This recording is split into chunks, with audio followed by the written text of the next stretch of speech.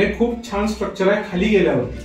आणि अशी एक आख्यायिका आहे की सरस्वती नदी जी गुप्त झालेली आहे ती तो उगम पावली आणि ऍक्च्युली जो पाण्याचा झरा आहे ती सरस्वती नदीचाच तो प्रवाह आहे असं मानलं जातं. ठीक आहे. आणि आतमध्ये तिकडे गुहा आहे, ह्या लेण्या झाल्या गुहा आहे. लास्ट टाइम आम्ही तिकडे आतपर्यंत गेलेलो एक्सप्लोर करायला. म्हणजे जिंदा दिलाय त्यांनी आज पण जाऊ आपण एक्सप्लोर करायला. फक्त रांगायला लागतंय, गुडघे पूर्ण घाण होतात, एवढं लक्षात ठेवायचं. शेवटी माझं क्रेडिट आहे सोडा. म्हणजे तयार व्हायला मला रडावं लागलं, काय सांगते काहीतरी मिळवण्यासाठी हे करावं. कमी अशी होत नव्हती. कुठला ग्रुप आहे?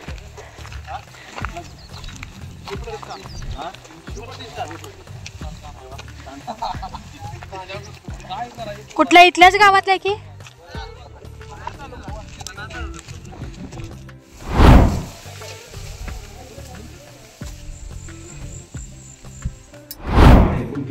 ठीक आहे. वेगवेगळ्या इथं ध्यान मंदिर आहे, त्यानंतर इथं शौचकूप वगैरे आहेत, त्यानंतर इथं साधनेसाठी काय इकडे वरती ज्या लेण्या आहेत छोट्या दोन मिनिट प्लीज.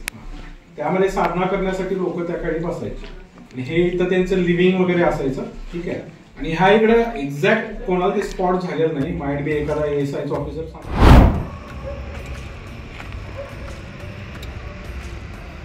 हाय फ्रेंड्स, सकाळचे 5:45 वाजलेले आहेत आणि मी निघाले फिरायला. मी इथं आलेले आहे धैर्यप्रसाद हॉलच्या चौकात.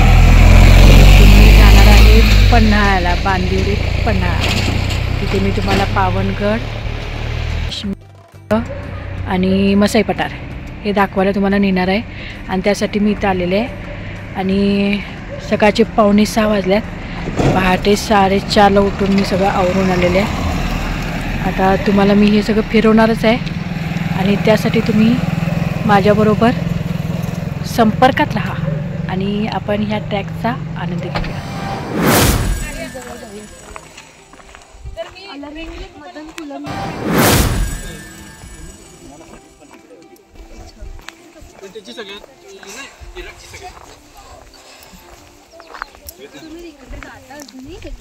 मग तिथे आहेत ना सगळे भाऊ बहिणी, शेती आहे तिकडे. 5-40 शेती आहे. युरोप हो तिकडे 2 नंबरचा भाऊ असतो. युरोप कुठलं? अरे तू व्हिएतनाम म्हणायला लागला. व्हिएतनाम इथं इंडोनेशियाच्या खाली.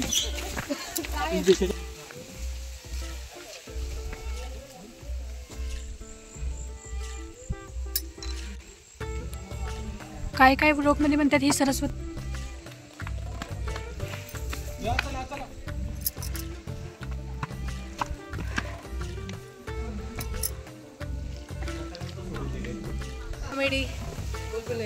नाही त्याच्या आधी मुंजा, त्याच्यामध्ये असं झाडच हे दाखवले म्हणजे पण त्याला बांधलेलं असतं ते मुंजा मध्ये.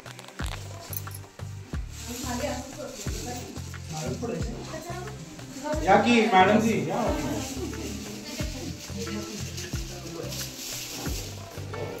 एक फोटो घ्या सगळे.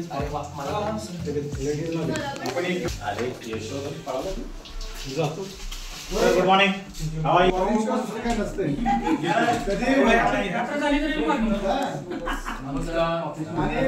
कधी कुणी विचारलं काय ऑलवेज फाईन, कधी रडायचं नाही. रात्री 12 वाजता पण फाईनच म्हणतात.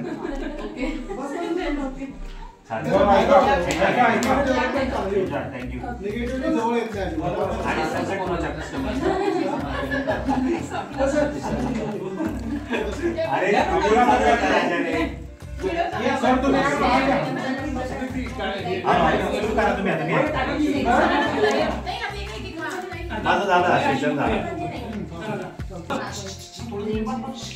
चांगले इथं म्हणजे फोटोजेनिक स्पॉट्स आहेत. फोटोज घ्या, फक्त प्लास्टिक लिटर काही करू नका.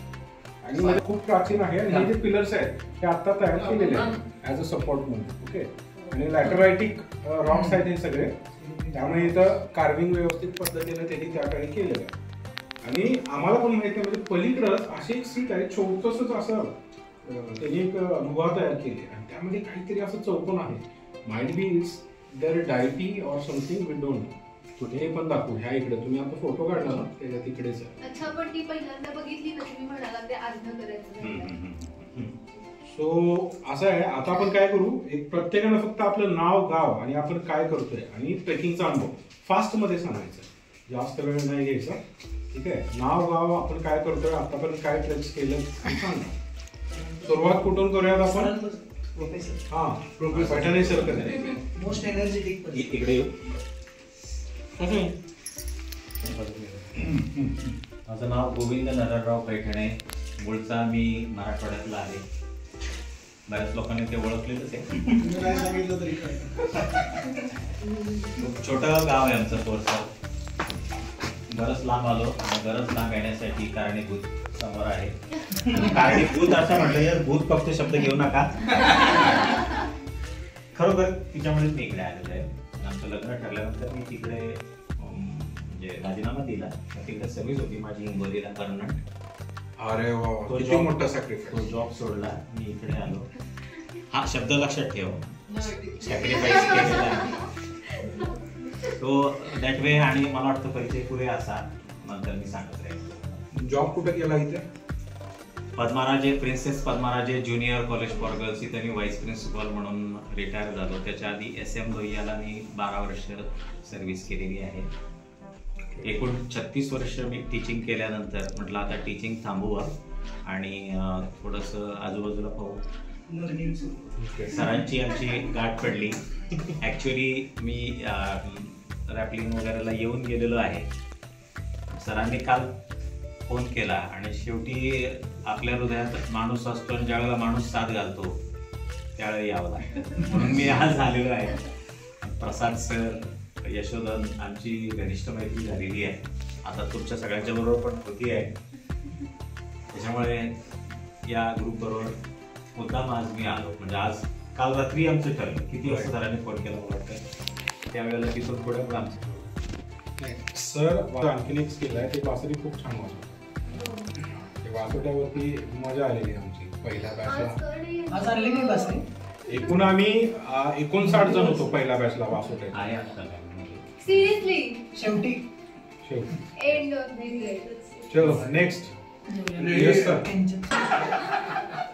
बासरीमुळे की काय गवळ्यांच्या कडेकडे ना असं गोल गोल फिरत होते तेव्हा ती बासरी नाही पण वाजली. सर काय आणि म्हणले, नंतर त्यात राधा नाही नाही सापडली. सर काय म्हणले, माझं नाव गोविंद आहे, मी बासरी वाजवतोय, बासरी वाजवल्यामुळे मला गीता भेटली. किती छान आहे बघा. चला येस सर. सर एक सगळा परिचय होऊ दे. फक्त हार्डली 1 मिनिट मी वाजवतो. ओके, सगळ्यांचं झालं. प्लेस नक्की. चला सांगा नाव, गाव. मी नागपूरमधला आहो.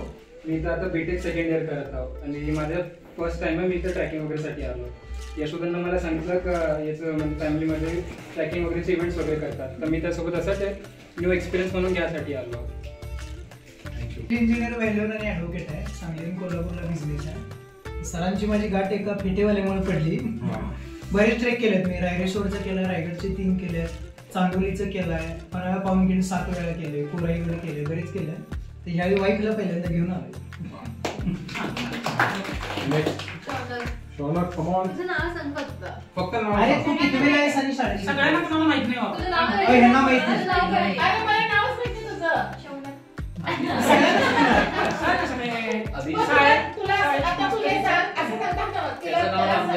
तुला सकाळी की नाही ऐक की तुला मॅडम तुम्ही सांगा. मॅडम तुम्ही सांगा, त्याचं पण सांगा आणि तुम्ही स्वतः. तो ऍक्च्युली माझ्या ऑफिसमध्ये सर आहे, त्यांचा मुलगा आहे तो. आणि त्याचे बाबा आहेत ते CA फायनलिस्ट आहे, टॅक्स कन्सल्टंट आहे. He is very high educated person. आणि त्यांचा मुलगा हा शौनक नाव आहे त्याचं, रुपण आहे, शौनक रुपण आहे. तो आता 5th स्टँडर्डला आहे. बरोबर ना शौनक? 4th स्टँडर्डमध्ये. ओके, 4th स्टँडर्डमध्ये आहे. ऍक्च्युली त्याला ट्रेकिंगचं स्टार्ट करायचं होतं म्हणून मी त्याला घेऊन आले ट्रेकला. मी ऍक्च्युली 10 वर्षापासून ट्रेक करते आहे. सो त्याच्यासाठी आज मी आले होते. आणि आज मला माझा नेहमीचा 10 वर्षाचा ग्रुप सोडून दुसऱ्या ग्रुपमध्ये जायचं होतं नवीन एक्सपिरियन्स घ्यायला. सो मला ज्योती मॅमने रेफरन्स दिला होता प्रबंधकचा. मग मी त्यांनी सांगितलं सो मी जॉईन केलाय. आणि मला एक्सपिरियन्स तरी चांगला आहे, अजून तरी चांगला आहे. तर रॅपलिंगच्या वेळी बघू अजून मिळेल. तुमचं नाव सांगा. माझं नाव शरयू बारे.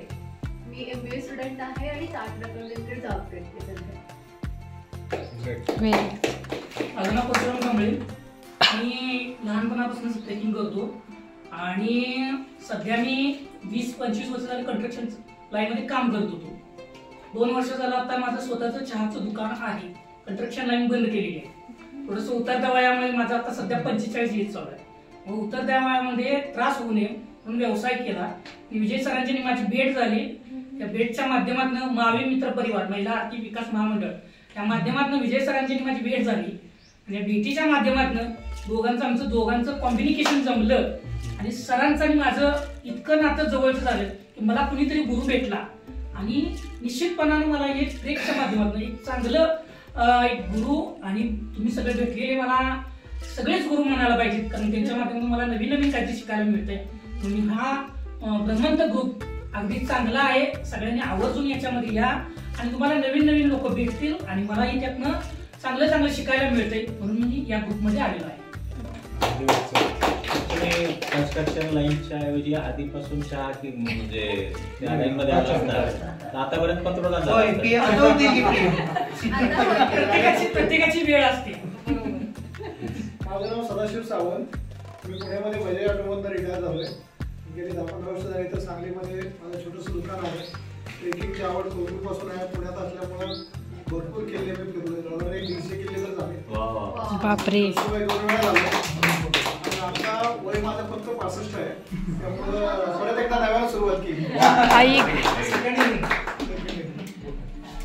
नमस्कार, माझं नाव प्रसाद शेट्टे, राहणार कोल्हापूर. मी टेक्सटाईल केमिकल मार्केटिंग करतो आणि लास्ट इयर पासून सरांच्या बरोबर आहे मी. तर मला वाटतं आता हे 3रा-4था ट्रेक असेल ब्रह्मंत. थँक्यू. मी यशोधर पाटील. माझं गाव लाटोडे. माझा ट्रेकिंगचा एक्सपिरियन्स जर म्हणला तर मी प्रत्येक ट्रेक करत आलोय आतापर्यंतचे जेवढे काही झाले. इथे तुम्ही बघू शकता की किती ट्रेक झाले. ग्रुप सोबत असू दे किंवा आपल्या जुना ग्रुप शिलेदार सह्याद्रीची तो असू दे, सगळे आपण ट्रेक केले. एकदम छान एक्सपिरियन्स येतो प्रत्येक ट्रेक असू दे.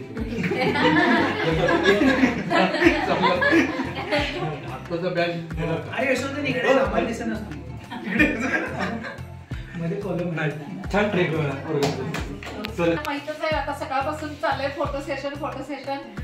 तर सगळ्यात महत्वाचं म्हणजे काही लोकांना असं वाटतं की फोटो काढू नये, पण मी फोटो काढण्याच्या पाठीमागे का मागे लागते तर उद्या समजा आपण नाही राहिलो तर किंवा आपली आठवण आपल्या बाकीच्या मुलांसाठी, आपल्या घरच्या फॅमिलीसाठी, आपली आई कुठे कुठे फिरून आली, मुलांना पण एक आदर्श म्हणून मी फोटो काढत असते. आणि माझ्या मैत्रिणी, इतकं माझं फ्रेंड सर्कल मोठं आहे ना की सगळ्या मैत्रिणी म्हणतात की तू जाऊन ये, फक्त आम्हाला जमत नाही काही कारणानिमित्तानं. म्हणजे प्रत्येकाचं काहीतरी आजारपण असतं, कुणाला काही जबाबदारी असतात, पण मी ट्रेक केलेलं बघून त्यांना असं वाटते की त्यांनी हा ट्रेक कम्प्लीट केलाय.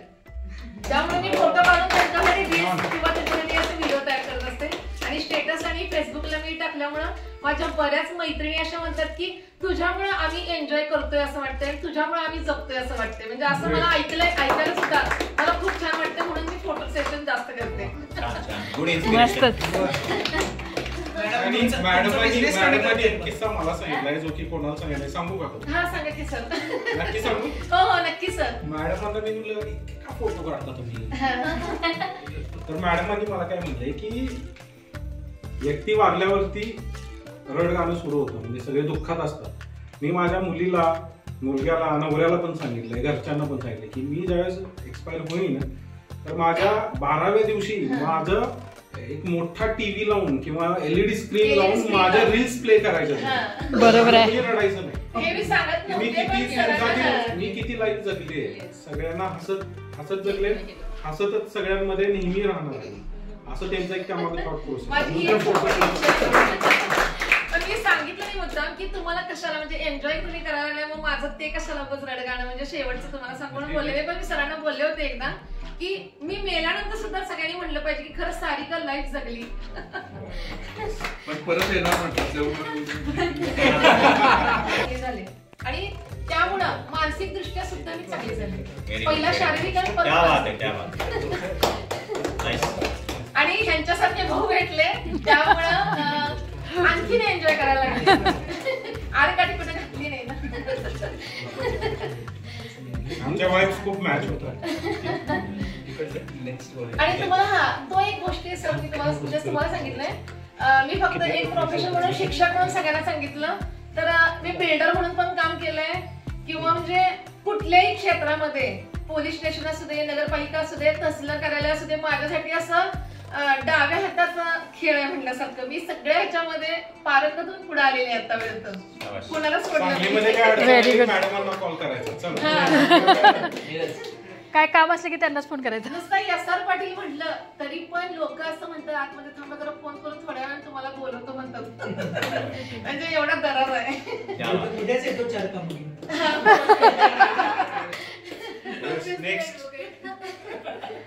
हॅलो सगळ्यांना माझा नमस्कार. मी श्लेषा पाटील, मी यशोदांची मोठी बहीण आहे. आणि ॲक्च्युली मी फिरायचं म्हटलं तर मी कॉलेजमध्ये फिरत होते त्यावेळी, म्हणजे 1-2 वर्षापूर्वी. बट माझा तिकडचा जो आता ग्रुप आहे, मी आता पुण्यामध्ये IT मध्ये जॉब करते आणि माझं एज्युकेशन आहे ते इचलकरंजीला झाले कॉम्पिटिटिव्हला. पण तिथला जो माझा ग्रुप आहे आत्ताचा, ते आम्ही खायला जास्त एक्सप्लोर करतो. तिथे खायला जातो आम्ही भरपूर ठिकाणी. पण ते लोक असं बाहेर ट्रेकिंग वगैरे त्यांचं असं काही नाही आहे. मग याचं पण होतं की चल आमच्यासोबत, आम्ही खूप छान ऑर्गनाईज पण करतो आणि सगळे असतात, तुला भेटतील, तू सगळ्यांना भेटशील. आणि मग त्यामुळे माझी खरं तर 2 वर्षानंतर मी इतकं चालते आता, मला खूप छान वाटतं आणि आतापर्यंत एक्सपिरियन्स खूप मस्त आहे. इथे पण खायला देतात. सगळ्यात मोठा गोष्ट असते आमच्यासाठी फूड. सकाळी झालं ट्रेकच्या आधी असं काय करताय? हा मस्त. राहणार कोल्हापूर आणि माझ्या भाचीचा मुलगा आहे, म्हणजे नातूच तो. तर त्याच्यासाठी मी बघत होतो, तर एका मित्राच्या मांडे म्हणून आहे, तर त्यांनी सरांच्या बरोबर आधी केलेलं आहे ट्रेक्स वगैरे. तर त्यांनी सांगितलं की नाही चांगलं आहे, तुम्ही हे करा. तर त्याच्या माध्यमातून मग सरांशी संपर्क आला आणि मग आम्ही वासोटा, ज्योतिबा आणि यात्राचा करते. तर आतापर्यंतचा अनुभव चांगला आहे. सर प्रेमळ आणि समंजस आहे. कारण काय होतं, सगळ्यांना घेऊन जायचं, प्रत्येकाचं हे वेगळं पडतं पर्सनॅलिटी. आणि सगळ्या साधं 10 जणांना सुद्धा एकत्र करणं तसं अवघड पडतं. तर तसं अवघड जॉब आहे आणि थँकलेस जॉब आहे. त्याच्यामुळं प्रत्येकानं आपापलं थोडंसं योगदान केलं की ते व्यवस्थित सुरू व्हायला मदत मिळते. बरोबर आहे. अजून एक ओळख साहेब, ते हे सांगा ना, नॅशनल स्पोर्ट्स अकॅडमी मध्ये होते साहेब. ते मी सांगेन. सरांच्या मित्रांनी मला मांडे सरांनी सांगितलं की सर जास्त बोलत नाही, पण सरांची पर्सनॅलिटी उंची खूप मोठी आहे. त्यांच्या जाऊन ओळख आहे. म्हणजे स्पोर्ट्स ऑथॉरिटी ऑफ इंडियामध्ये ते क्लास 1 ऑफिसर होते.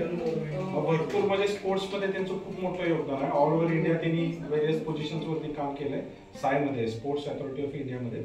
त्याचबरोबर त्यांचे चिरंजीव हे सध्या नोबेल लॉरिएटच्या टीम मध्ये PhD रिसर्च करतात. फिजिक्सचे जे नोबेल मिळालंय 2 वर्षांपूर्वी त्यांच्या टीम मध्ये लंडनमध्ये. हे सगळ्यात महत्वाची मोठी ओळख, जे की सगळ्या आपल्या भ्रमंतासाठी सुद्धा अभिमानाची गोष्ट आहे. सरांच्या 3 पिढ्या फ्रीडम फायटर आहेत. म्हणजे मला सांगताना अंगावर थोडे काटे आहेत की खरंच म्हणजे इतकं मोठा वारसा असलेले लोक आपल्यासोबत कनेक्ट झाले, हीच मोठी देणगी आहे आपल्यासाठी. आणि दुसरं म्हणजे की बागल चौक कोल्हापुरातला जो आहे ते सरांचे सख्खे आजोबा. मोठं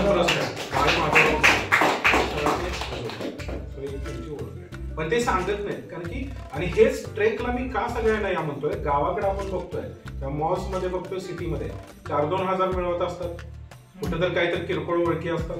पण रुबाब असा असतो की मी म्हणजे शेट आहे. आणि इथं सगळे शेट लोक असतात पण एकदम ग्राउंडेड असतात. तर हे ज्यावेळेस शौनक सारखा मुलगा बघेल किंवा त्या मॅडम बघतील किंवा जेनझी ज्यावेळेस हे सगळं बघेल की बाबा आपल्यापेक्षा मातब्बर लोक आहेत, महिन्याला 10 लाख 20 लाख नेट प्रॉफिट्स कमवत आहेत, बाप झाले त्यांचे म्हणजे एकदम गर्भ श्रीमंत आहेत किंवा एकदम टॉपच्या पोझिशनवर आलेले आहेत, पण ते ग्राउंडेड आहेत. ते जेवण वाढतात, सर मॅडम म्हणून लहानाला सुद्धा बोलवतात, त्यांचे फोन साधे आहेत, त्यांच्या बॅग साधे आहेत, राहणीमान साधे आहेत. तर हे कुठंतरी एक ट्रेकिंगच्या माध्यमातून आपल्याला हा पण पॉईंट ऑफ व्ह्यू लोकांना द्यायचा. नाहीतर आपण कसं आयफोन घ्या हप्त्यावर घेतात, आयफोन मिरवत बसतात. पण बरेचसे लोक आहेत आपल्या ग्रुपमध्ये जे सुपर डुपर म्हणजे ग्रँड आहेत सगळे, पण एकदम ग्राउंडेड आहेत, ग्रँड असून सुद्धा. तर हे आपल्याला तो पण एक हेतू आहे हे ट्रेक ऑर्गनाईज करा म्हणून आपण ओळखीचा कार्यक्रम ठेवतोय. सांगली विश्रामबागमध्ये राहते. आमचा बिझनेस आहे मध्ये कंपनी आमची. सध्या मी घरी तुम्ही आमचं घर छान आहे. स्टेटसला मी बघितले. आता ते नवीन बांधून झाले. मी रुपाली चौगुले सांगलीमध्येच राहायला असते आणि हा ग्रुप पहिलाच ट्रेक खूप छान अनुभव आला. काय करतो प्रोफेशन? मी घरीच असते. मी त्यांचा एक बिझनेस कारखानाच आहे खूप वाढवला. काय म्हणजे काय कारखाना कशा? Corrugated box. ओके.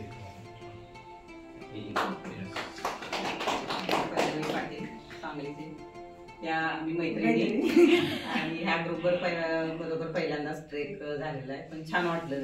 लोक पण छान हे सपोर्टिव्ह आहे. मी गृहिणी आमचा पण कारखानाच आहे.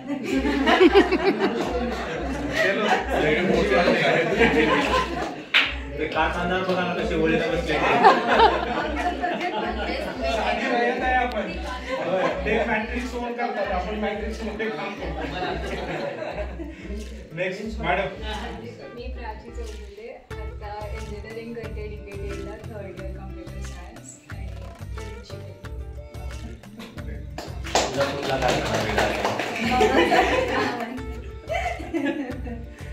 Yes ma'am. माझं नाव मी डॉक्टर कविता पराग हवालदार. मी MBBS MD microbiology diploma in pathology आणि MD इन हॉस्पिटल ॲडमिशन केलं आहे आणि मी सांगलीची आहे. मलाही फिरायला खूप आवडतं. माझ्या बऱ्याच हॉबीज आहेत. Reading, painting, singing, dancing, yoga, aerobics, everything. आणि मला वेगवेगळ्या ग्रुप्समध्ये मी आधी पण जात होते पण ह्या ग्रुपसोबत माझा पहिला अनुभव आहे. भ्रमंतक हे ग्रुप मला माझ्या मैत्रिणीने सुचिताने सुचवलं. मागच्या ट्रेकला वासोटा ट्रेकला माझी मुलगी येऊन गेली. तिने पण छान फीडबॅक दिला. मग मी सुद्धा विचार केला की एक डे ट्रेक आहे मग मी जावं म्हणून आणि आतापर्यंतचा अनुभव खूपच छान आहे. I am enjoying it. मी MD इन मायक्रोबायोलॉजी आहे. Microbiology deals with organisms in all your body fluids, urine म्हणजे स्पुटम. जिथे तुम्हाला इन्फेक्शन झालं आहे, सपोज तुम्हाला न्यूमोनिया झाला आहे, न्यूमोनियामध्ये माझ्याकडे एकतर छातीतलं पाणी काढलेलं येतं, ब्रॉन्क्युलर लवाज येतं किंवा स्पुटम येतात. मग त्याच्यातले मी जंतू ओळखते, त्यांच्यावर मी औषधं टाकून बघते आणि त्या औषधांनी ते लागू होत आहेत का, त्यांच्यावर ते मरत आहेत का, तो रिपोर्ट देते. बेसिकली माझ्याकडे सगळे ICU पेशंट जास्त असतात. ICUचे सॅम्पल्स जे मरायला टेकेले, CSF, सेरेब्रोस्पायनल फ्लुइड, नी ॲस्पिरेट ज्याचे गुडघे सुजलेले असतात, कुठूनही पाणी वगैरे किंवा पस samples, urine infection, blood cultures.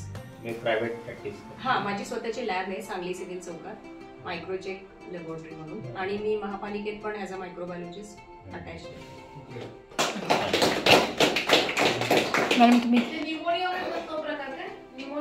सगळे कोणतेही जंतू असतील, म्हणजे जर तुमचा घसा खोकवतोय तर थ्रोट स्वॅब घ्यायचा. मग ते आम्ही कल्चर करतो, बघतो कोणता अँटीबायोटिक तुम्हाला हे. आता याचं महत्व का वाढलंय, कारण बरेचसे जंतू आता दाद देत नाही. तुम्ही अँटीबायोटिक अचानक सुरू केलं, डॉक्टर देतात तुम्हाला, पण कधी कधी कसं होतंय की पेशंट रिकव्हरच होत नाही.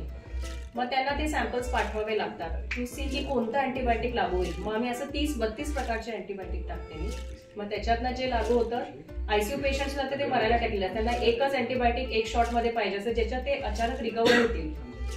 कोरोनाच्या काळापासून हे म्हणजे तुम्ही बोलायला हे मला बरेच कानावर पडलं. मग ते आता ऑर्गॅनिझम्स मध्ये नुसतं बॅक्टेरिया येत नाही, त्याच्यात फंगस येतं. आता हे सगळं उगवलेलं आहे, सगळं फंगस ॲस्परजिलस. हे जेव्हा डस्ट मध्ये उडतं त्याचे स्पोर्ट्स आपण घेतो. म्हणजे इम्युनो कॉम्प्रोमाइज असतात, ज्यांची इम्युनिटी कमी असते किंवा डायबिटिक असतात, त्यांच्या लंग्स मध्ये जातात, आय इन्फेक्शन होतात. आता आपण शेतातनं गेलो, बरेचसे शेतकऱ्यांचे ते डोळ्यात हे जातात, पाल वगैरे जाते, मग त्यांचे कॉर्नियल स्क्रेपिंग्स येतात. ते स्लाइड मध्ये मग मला बघून सांगावं लागतं कोणतं फंगस आहे, कोणतं उगवलंय, त्याची पण काहीतरी सेन्सिटिव्हिटी असते. मग त्याच्यात फंगस येतात, पॅरासाइट्स येतात. फॉर एक्झाम्पल आता डायरिया आहे, पेशंटला डायरिया आहे, मग अँटीबायोटिकने ट्रीट करताय, पण मग कधी स्टूल एक्झामिनेशन वेगवेगळे पॅरासाइट सापडतात, मोटाईल असतात. तर ही अपकमिंग ब्रांच आहे. जेव्हा मी घेतली तेव्हा एवढा स्कोप नव्हता, मला मार्क कमी होते म्हणून त्या लिस्टमध्ये मी मायक्रो घेतलं.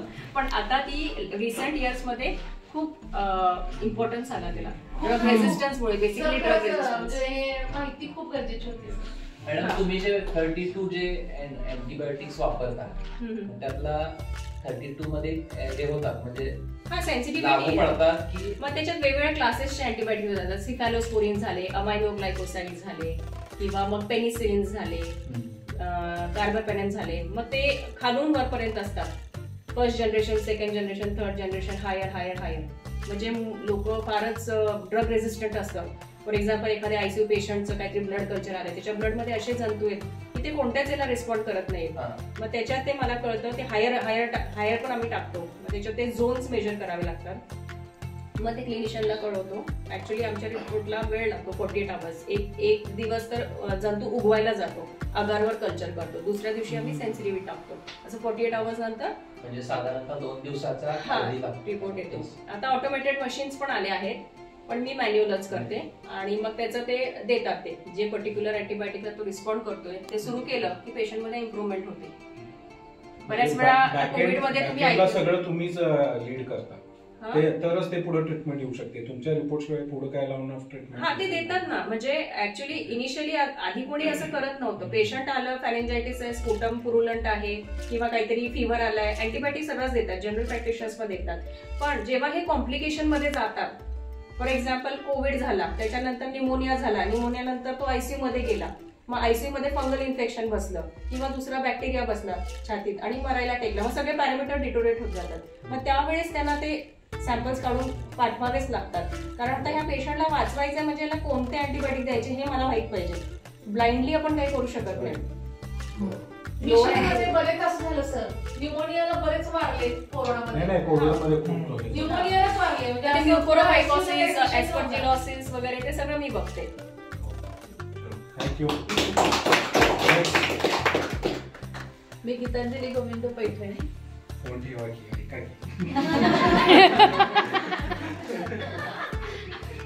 मी पण आता लेक्चरर आहे.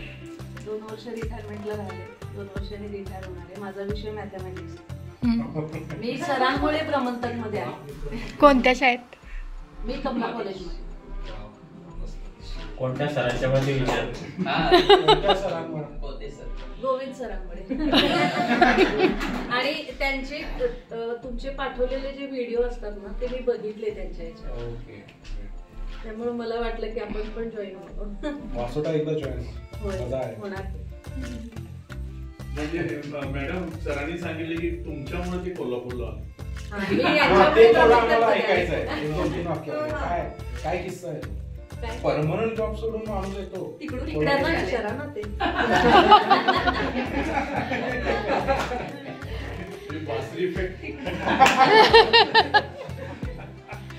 तुम्ही इकडचा का? ते नेक्स्ट ट्रॅक मध्ये सांगते.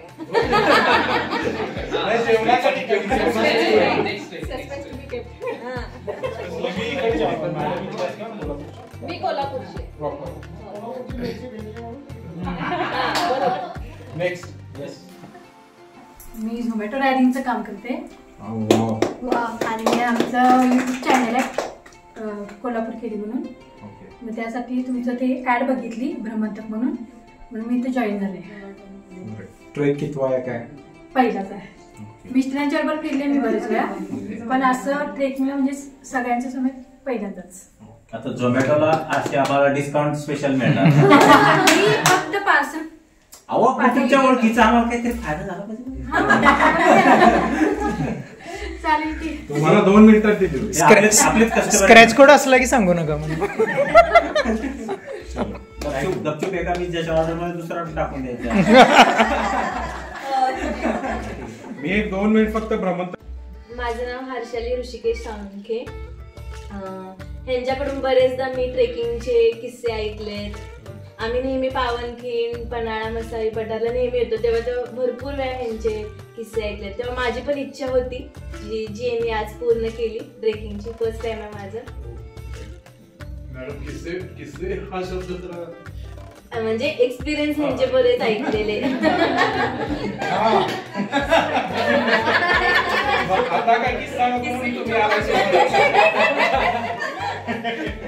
विजय सरांनी जे सांगितलं की माणूस ग्रेट आहे त्याची आपल्याला प्रचिती वारंवार येणारच आहे. म्हणून सासरी जातो. तसं सांगायचं नाही ना. शेवटी माझं क्रेडिट आहे सोडा.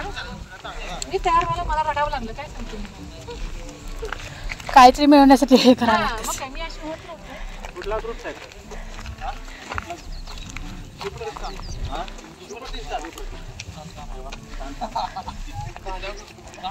कुठल्या इथल्याच गावातल्या की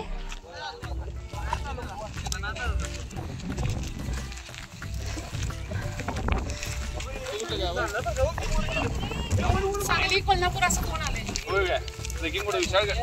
नाही नाही इथंच. मसाई पठार लेणे झाले आता खाली. आता पावनगड. आम्ही सांगलीवाले, हे कोल्हापूरवाले. काय ते सांगतील तिकडे? लेण्या बघायला. लेण्या कुठल्या बाजूला आहेत?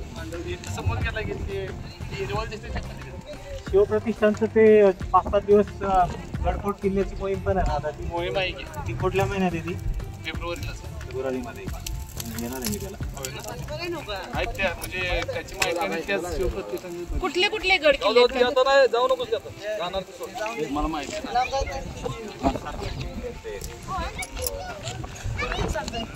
दिवस असते होते पंकजी. अगं तिकडे मंदिर आहे. एक मिनिट गीता मंदिर तिथे आहे ना. हा मंदिरात येणार नाहीये. परत आपण फोटो काढायला पाहिजे होता.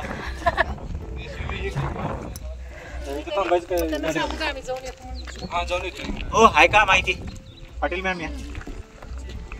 सर तुम्ही इथं किती वेळ असणार आहे? अर्धा तास. मग जाऊन येतो आम्ही, कारण की आम्हाला पण यावेळीची मोहीम आहे ती 7 फेब्रुवारी ते 11 फेब्रुवारी आहे. उमरटा मार्गे रायगड 4 दिवसाची असणार आहे. काय काय मार्गे? उमरटा मार्गे रायगड. उमरटा म्हणजे तानाजी मालुसरेंची समाधी.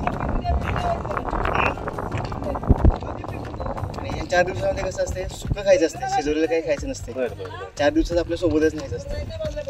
जसे महाराज पवित्र मोहीम. हा, जसे महाराजांचे मावळे जगले त्याचा थोडंफार टक्का तरी आपल्याला जगता यावा. आणि हे मोजमोजीसाठी नसून छत्रपती शिवाजी महाराज, संभाजी महाराज मावळे आपले कसे जगले ती कृतज्ञता व्यक्त करण्यासाठी काय ग्रेट केलं, काय केलं आपण आज जगतोय. तुमचा नंबर चालेल. आणि अर्धा तासात आम्ही येतोय. 8751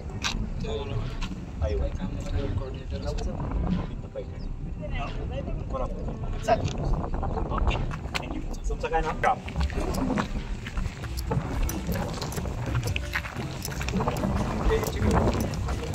शिवप्रतिष्ठान. शिवप्रतिष्ठान पन्हाळा.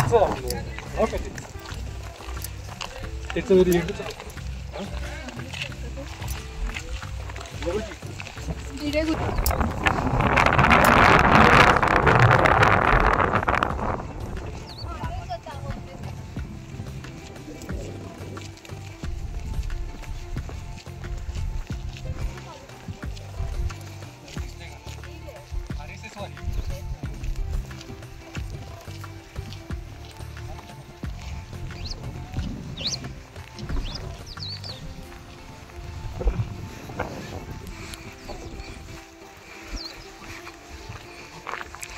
मला 2 बरं आपण किती स्वार्थी जाऊन आलो.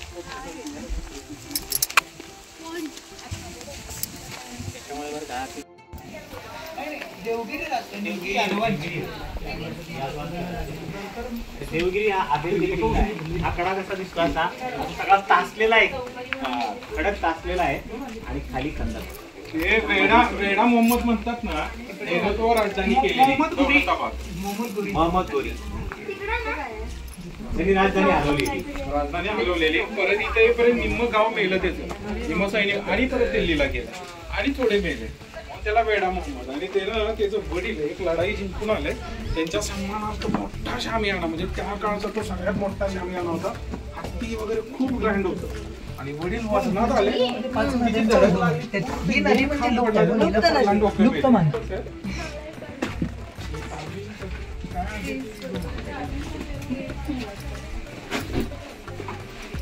काय आहे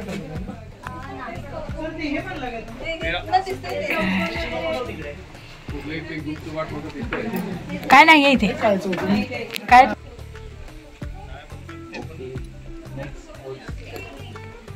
मोबाईल मध्ये काढायचा.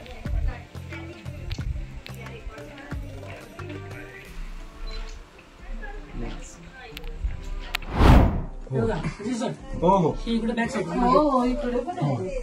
इकडं पण आहे का? नाही, पण तिकडे जास्त नाहीये, इकडे आत जातोय आपण.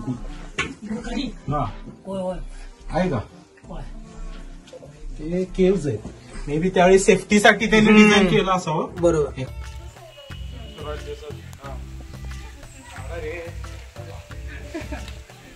वरती लावला